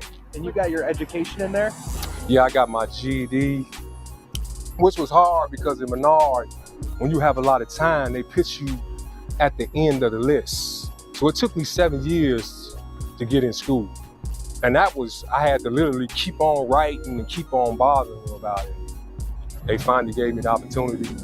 I also have, I think 46 credits towards my associate's degree. I wasn't able to complete it because of COVID. They stopped allowing us to go to school, and they haven't brought it back since. What do you do tonight? For tonight? I know this is a homecoming of all homecomings. Your aunt's at Cheesecake Factory. What do you think? What do you want to eat first? That's really just a home-cooked meal. The food in prison, I'm sure y'all know, is horrible.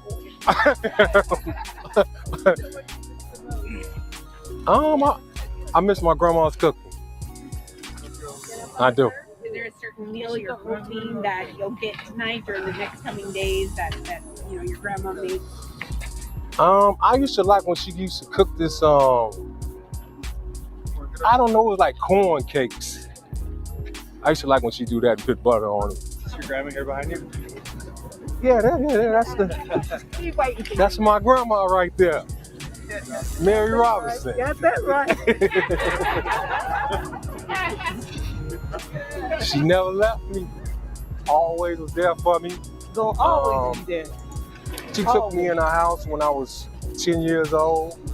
And they take them out and he didn't make it back. But I praised God and I kept on lifting them up. I didn't give up hope. I'm 92. I'll be 93 in March. God's been good. He brought him up.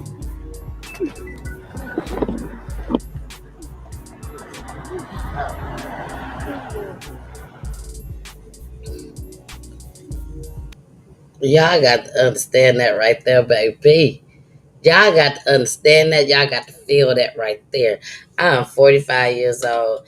I don't know how old y'all is out there watching right now. But when I saw that,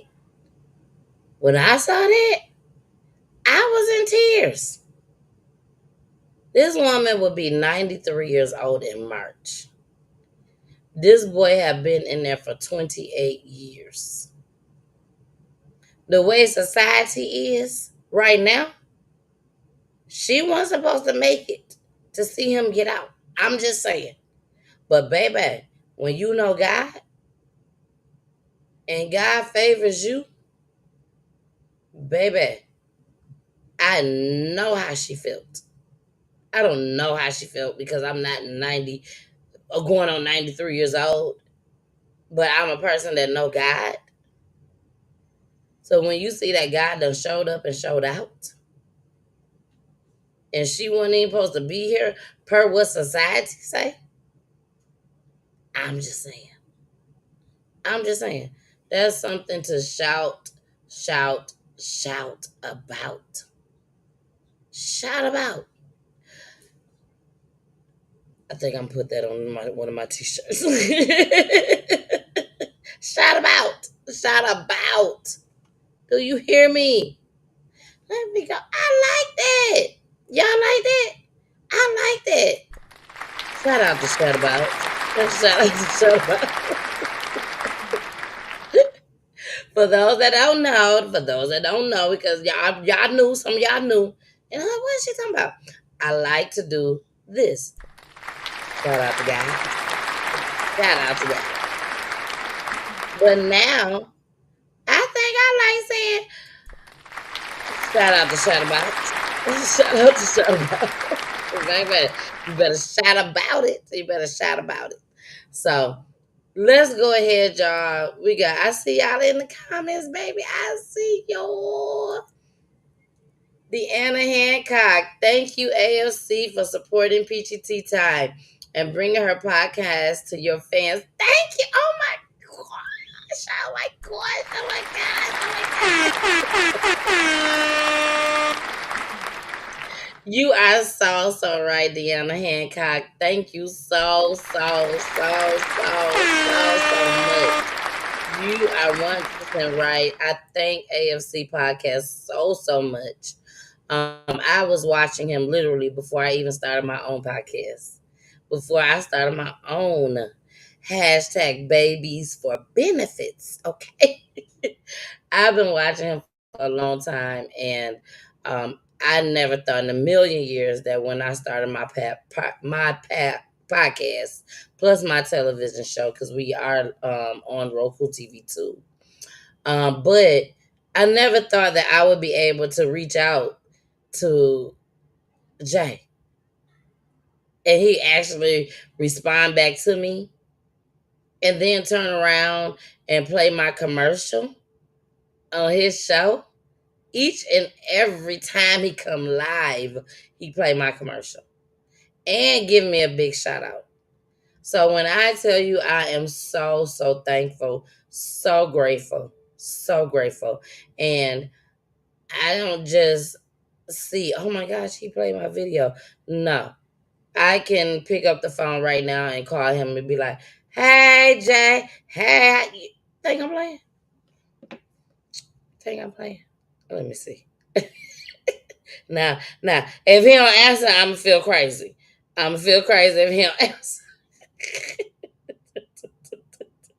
I'm going to feel crazy. But I don't want to act like I am just making something. There it is right there. Like I'm just making something up. So I don't want to.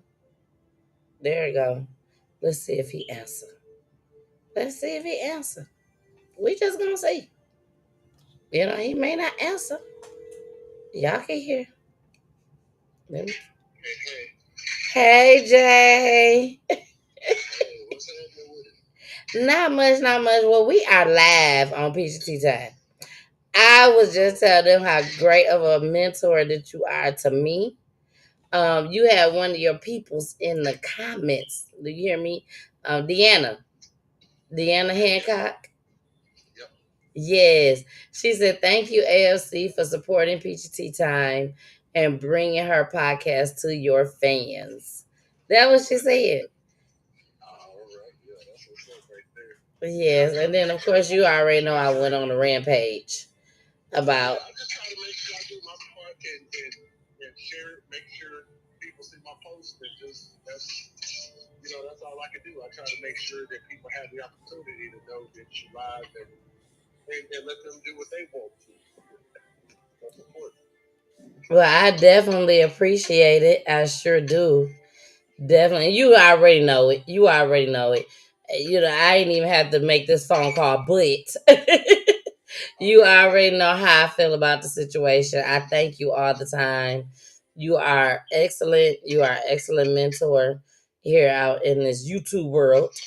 And I thank you each and every time that I get the chance to talk to you about, what we need to talk about. Oh, yeah. That's all love. You already know. Exactly. Well, I will talk to you later, and thank you for answering. Oh, yeah. You're more than welcome. All right. Talk to you later. Okay. Bye. All right, y'all. Shout out to DJ Just Jay. Yeah, shout out to him. All right, y'all. Well, we are about to continue on with the show. We already played the first clip of Robert Johnson, who was just let out of prison. Y'all just let out of prison for something that he ain't even do. So check clip number 2 out. This was crazy too. You gonna be here. Man, she was here. She was here. No.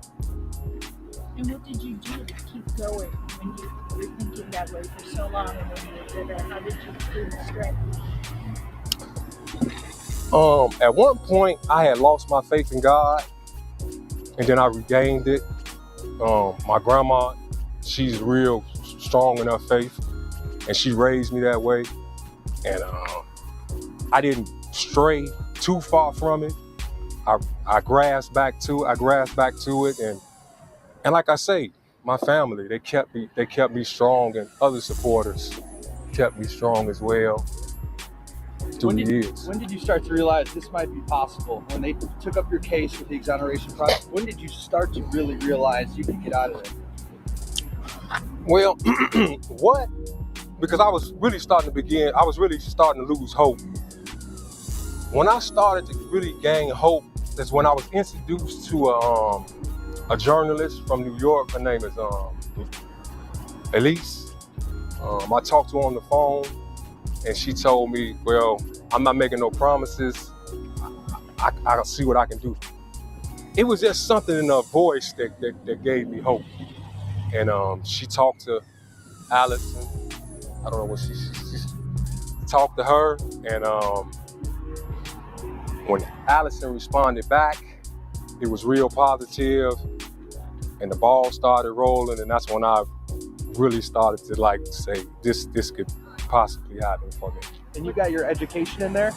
Yeah, I got my GED, which was hard because in Menard, when you have a lot of time, they pitch you at the end of the list. So it took me 7 years to get in school. And I had to literally keep on writing and keep on bothering them about it. They finally gave me the opportunity. I also have, I think, 46 credits towards my associate's degree. I wasn't able to complete it because of COVID. They stopped allowing us to go to school, and they haven't brought it back since. What do you do tonight? For tonight? I know this is a homecoming of all homecomings. Your aunt's at Cheesecake Factory. What do you think? What do you want to eat first? That's really just a home-cooked meal. The food in prison, I'm sure y'all know, is horrible.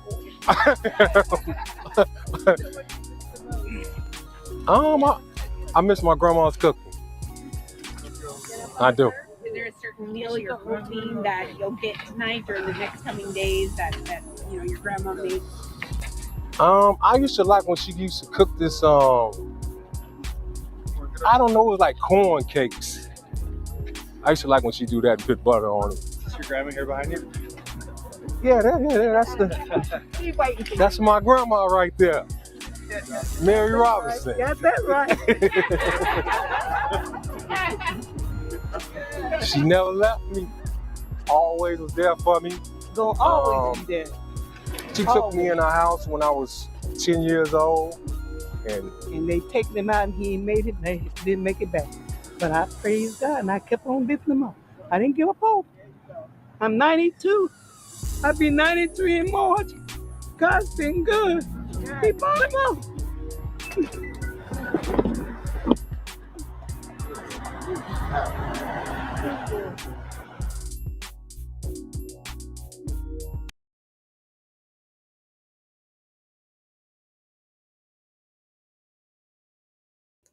Okay, y'all. I got something I gotta say. I got a confession. But it was one thing that stuck out to me in that last video. That last clip, when the grandma came up. Yes, when the grandma came up. The one thing that stuck out to me the most was when the grandma said, Y'all hear me? Y'all hear me well? When the grandma said, I continue to praise God. They came into my house. They took you out of my house. And I'm going to show y'all a clip next of what Auntie had to say. Yeah, Auntie. T-T.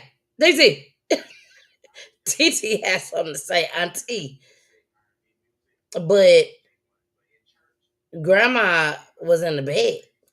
And they came and got a young man who was 16 at the time. Came and got him. He just opened up the door. He's like, I ain't did nothing wrong. They said they had the door. I'm finna open up the door. Grandma in the bed, but I'm finna open up the door. By the time Grandma came back from the bed, allegedly, Little man was gone. And she ain't seen him since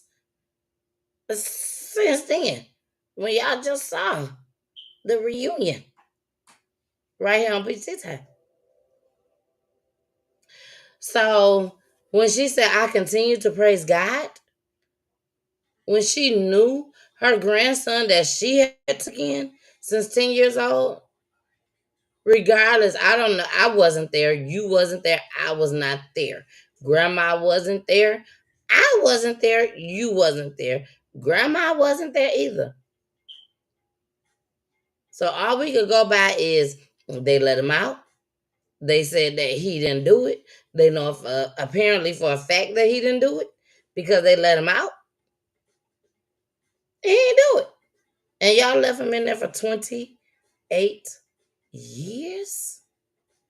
28 years? Y'all was careless for 28 years? That don't sit in with me in my spirit good enough. 28 years, y'all let him just sit there.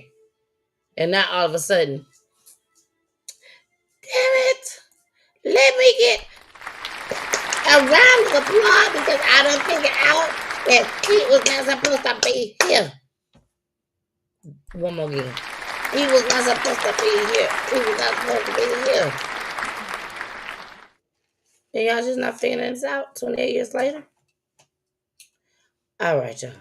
Let's go ahead and let's get into this last clip.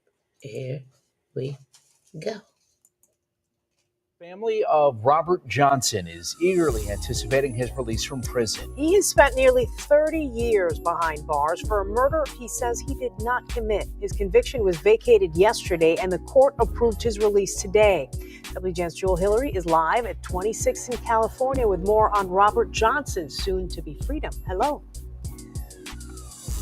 Hi, Lourdes and Ben. So with strong family support, Robert Johnson has claimed his innocence since the very beginning in the mid-90s. And now all of these years later, today his family is excited to embrace him for the very first time as a free man in decades. Johnson's attorneys say that there's a good chance that by 8 o'clock tonight, he'll walk out of the Cook County Department of Corrections. Robert Johnson's family is overwhelmed with joy to hear news they've been waiting for close to 30 years. We're just ecstatic that today, Robert, after 28 years, after being wrongfully convicted, has been able to walk out as a free man. Johnson's attorneys say he was just 16 when he was wrongfully arrested in the 1996 murder of Eddie Binion. Relatives say Johnson was at his grandma's house when he was taken into custody. She said he opened the door for them because he knew he hadn't done anything. And when she came out the bathroom, he was gone. Johnson was convicted of first-degree murder, armed robbery, and home invasion. His defense team says years ago during his trial, there was no physical evidence or eyewitnesses connecting Johnson, now in his 40s, to the crimes. Johnson's defense team says a juvenile co-defendant agreed to a plea deal in exchange for his false testimony. That witness was the subject of our evidentiary hearing, and he fully recanted his testimony. Mr. Johnson was not there. He had no involvement whatsoever with this crime. We know he is an innocent man. On Wednesday, a judge vacated Johnson's convictions and ordered a new trial. And prosecutors mentioned they might seek to detain him longer. We were pleased to hear that the state decided not to make that request. They did not request any conditions upon Mr. Johnson's release. While in jail, Johnson earned his GED and associate's degree. In spite of all he's endured, his family believes he has a bright future ahead of him. His aunt Cynthia says seeing him for the first time as a free man, it's going to be exhilarating to actually be able to see and touch him in real time. This is something that we have not been able to do except on periodic visits. Johnson's attorneys say that witnesses have come forward to share the identity of the person who actually committed the murder that Johnson has served all these years in jail for. But they have said that that person has passed away. Johnson is expected to return to court on March 13th, and it's expected that during that hearing, prosecutors will share whether or not they plan to appeal the court's decision today. Reporting live from 26th in California. So the person that they said that actually did it is no longer alive. He is deceased.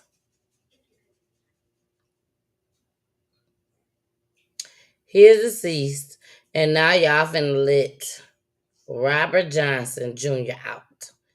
Thank you. I appreciate it. I really do. I appreciate y'all letting Robert Johnson Jr. out. The one that y'all just said, take him in. He did it. Take him in. No, we ain't got no proof. We ain't got no evidence. We don't have nothing at all. But please, hold on. We're gonna get y'all the drum roll. Please. Please. Take him in. We ain't got nothing on him. But take him in. Again. We don't know. He ain't did nothing. We ain't got no evidence. We ain't got no proof. Nothing. Take him in. Take him in. That's what y'all just said. Robert Johnson Jr. Take him in. Take him in. We can care less. Take him in. That's what y'all just said. Not y'all. Not y'all watch PT Time. Not y'all. But them other folks. Let's see what Deanna said. Deanna said, sending Robert love. Yeah, girl, if we don't give Robert a round of applause. Prayers and support. You are done so wrong. That's where hood news come out at. She said, sending Robert love. Prayers and support. You were done so wrong. And you was. Robert Johnson Jr., you were done so wrong. Don't look back and go live your life to the fullest, baby. To the fullest. And this is coming from Deanna Hancock and Peachy T-Time. Us over here too. Go live your life. Don't look back the same way that you was before all this occurred on the right path. Continue on that right path. Continue on that right path. Faye. Hi, Faye. Faye said, hello. I have never seen you before. God bless you and your channel. Thank you, Faye. Faye Teeter. Faye Teeter. You have never seen me before, but please, please, please subscribe to my PGT Time page. Time is spelled with a Y. I am on consistently every Monday, Wednesday, and Friday. Monday and Wednesday at 9 o'clock p.m. Eastern Time. Mondays, I am solo dolo, baby. Solo dolo, where I show y'all news broadcasting clips, give my commentary on it, and y'all's too. And then on Wednesdays, I have families from all over high profile cases and low profile cases that y'all ain't never heard before, and then some that y'all have definitely heard of before. And I have had the families on PGT Time spelled with a Y, and they tell their loved one story on how they was murdered through gun violence, domestic violence, the prison system, the police, missing person cases, and suicide cases just as well. So if you know somebody, or even if it's just you, and you have a family, or you know a family that has been affected through gun violence, domestic violence, the prison system, the police, missing person cases, and side cases, please hit me up at info at peachyteatime.com. Info at peachyteatime.com. We're going to put that up here. Yes, info.com. That is my email address. Hit me up. info@peachitime.com. Hit me up. That's my email address. And I will have you and your family members on the show to keep your loved one name alive and also spread awareness on how whatever you and your family went through, the grieving, the crying, the oh my gosh, I can't believe this that just happened. And I don't want this on my worst enemy. We can put this on PGC time so that the next family don't have to go through it. All right. So let's move on. We got two more clips left. Part three, clip three on Robert Johnson. Here we go.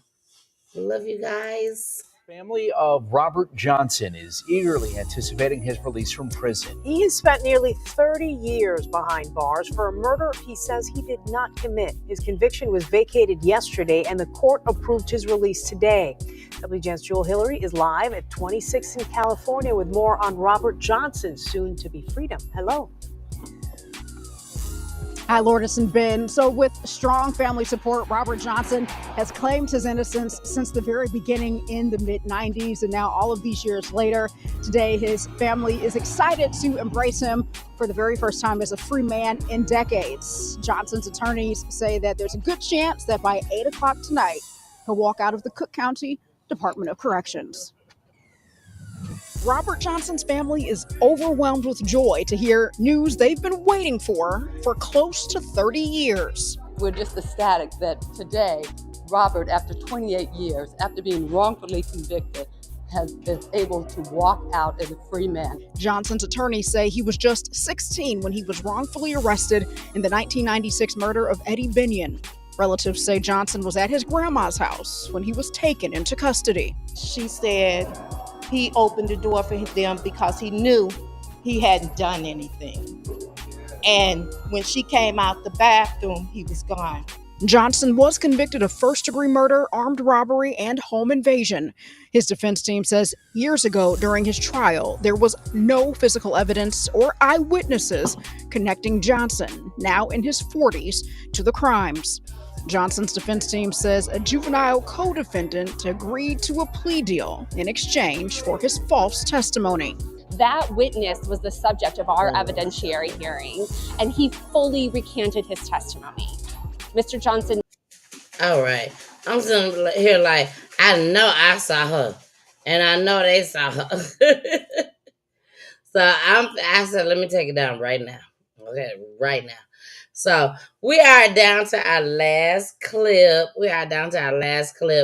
While we play this clip, I'm going to see if I can find a music video for my independent artists who I just love. So we're going to see if we can find one of them while this last clip play for tonight. And I told y'all already know, I don't bring nothing that ain't no joke. This happened in New York. 6 officers. It kind of reminded me of Tyree Nichols, where it was 5 officers. Tyree Nichols, I think it was 5. 5 officers that jumped on Tyree Nichols. And it seemed like, well, yeah, it was damn near all black, all one of us. And about 1 or 2 of them that was white. Could have been Hispanic, whatever. Majority of them was us. Well, this story right here, majority of the folks was them. The white folks. I'm just saying. It is what it is.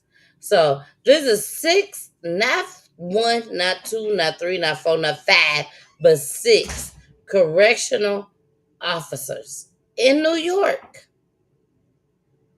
that decided we gonna just do the just ultimate, because we don't care about you. Here we go. That the man around me of that opportunity. You've been charged by Oneida County Grand Jury with various crimes.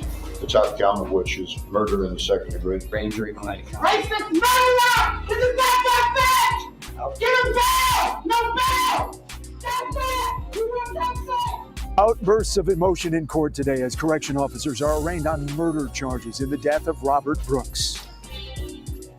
Good evening and thank you for joining us. I'm Mark Mulholland. Sabrina is off tonight. 6 New York State correction officers are accused of murder tonight.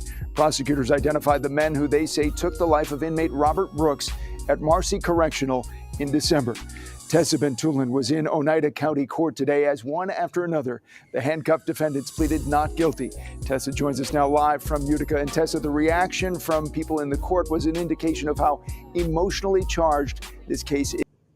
That the man have robbed me of that opportunity. You've been charged by an Oneida County grand jury with various crimes. It's out of count, which is murder in the second degree. Grand jury Oneida County. Racist murderer! This is not that bitch! Get him bail! No bail! That's it! You want that shit? Outbursts of emotion in court today as correction officers are arraigned on murder charges in the death of Robert Brooks. Good evening and thank you for joining us. I'm Mark Mulholland. Sabrina is off tonight. 6 New York State correction officers are accused of murder tonight. Prosecutors identified the men who they say took the life of inmate Robert Brooks at Marcy Correctional in December. Tessa Bentulin was in Oneida County Court today as one after another, the handcuffed defendants pleaded not guilty. Tessa joins us now live from Utica. And Tessa, the reaction from people in the court was an indication of how emotionally charged this case is. Yeah, Mark, that is absolutely correct here in Oneida County. We heard from some supporters, some family members, and friends of Robert Brooks. Some of them made their points heard in the courtroom, actually. Some, as you heard, were saying no justice, no peace. Some of them even called the defendants here murderers. So it was very politically charged in that courtroom. And as for the people charged with murder, these corrections officers and sergeants, as for murder, there were 6 of them that were charged: Nicholas Anzalone, David Kingsley, Anthony Farina, Christopher Walright, Matthew Gallagher were all charged with murder. There was another one that was charged with murder, but that name has been redacted from this indictment because they have not yet been arrested. As for manslaughter, Michael Mashaw, Michael Fisher, David Walters, charged with manslaughter, and one more, Nicholas Gentile, charged with tampering with physical evidence. And we also learned in this indictment as well, it says Mr. Brooks was at various times restrained, beaten, choked, among other things, with minimal resistance. And these beatings and other assaults were perpetrated by the defendants. And it also says in this indictment that these defendants did nothing to restrain each other, did nothing to stop the beatings, and failed to immediately order medical assistance. And also in the indictment, it says that one of the people that were charged here, Nicholas Gentile, the man charged with tampering with physical evidence, actually cleaned the area of Robert Brooks's bloodstains in an effort to conceal the existence of said assault. Also, for many of these defendants, bail was set at $250,000, giving them the chance to go home to their families, something that did not sit well with the family of Robert Brooks. And we spoke to his father today after court. Y'all saw for yourself. He did a crime. Y'all saw for yourself. He went to jail. We have came to the He was sentenced to 12 years. Show. He did 8. So make sure y'all He was preparing to come home on to make a difference in his community, yes, to make a difference in my life, to make a difference in his little sister's life, to make a difference in his big brother's life. He was denied that opportunity. Taking a mental so he health to come home. break. A mental health break where So the family is Jason, happy that there's Charlotte charges in this case, but they're upset with that bail that was set. We also spoke with the Onondaga District Attorney here, who is the one that's handling this case of Robert Brooks, and he tells us that the family of Robert Brooks does not want him to die in vain, and they made sure that with this court hearing. We will have a family. Reporting live here in Utica. But as of this coming Wednesday, we just decided that we were going to go ahead, which we do that. We do it. We do it. And take our own mental break, you know, and just do our own thing. And just kick it. Kick back. Enjoy the ride. Hey! Shout out to Escape, baby. Shout out to Escape. All right, y'all. But right now, I want to give a shout out to my brother, Corey Murray. Y'all know who he is. Y'all know who he is. If you don't know him personally, you know who he be. Right here on PG Tea Time.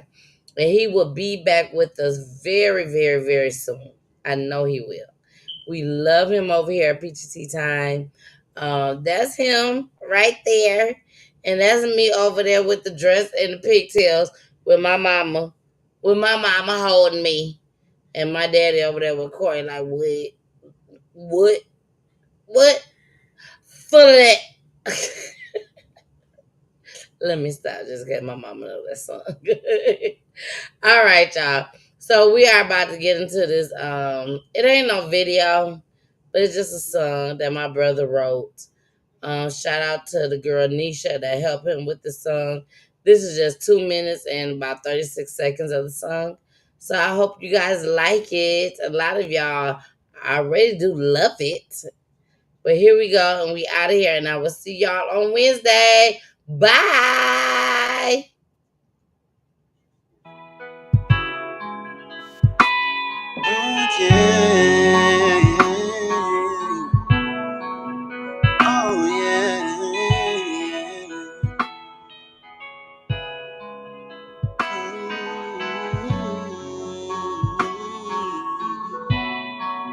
And when I was wrong, you still bless me. And when I'm alone, God's love will cradle me. The things I've been through,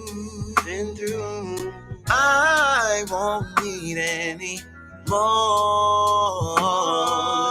No, it's time to make a change, and never, never will I ever be the same.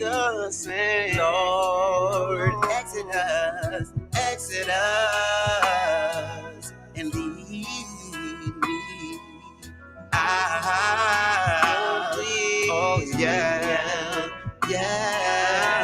exit us, and bring me out.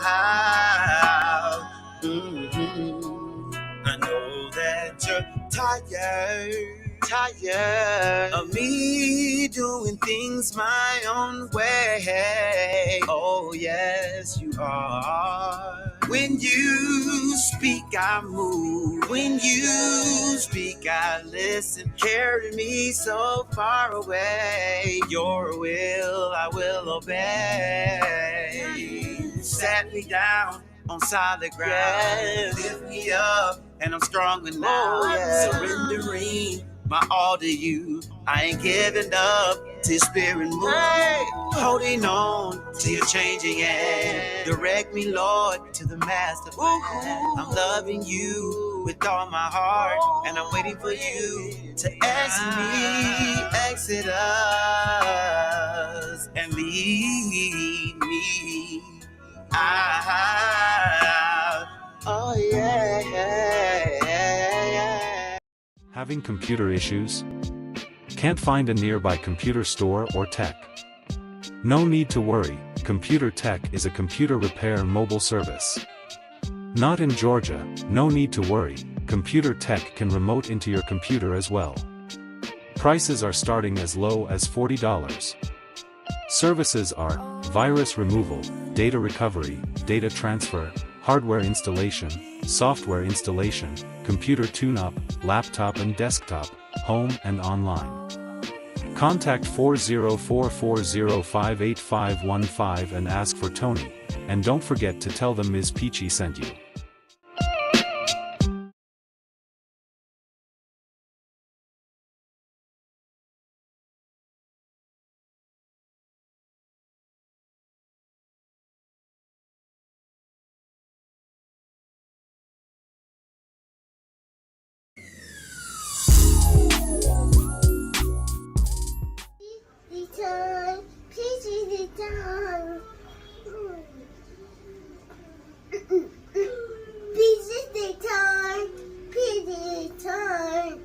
PG Thank you for watching.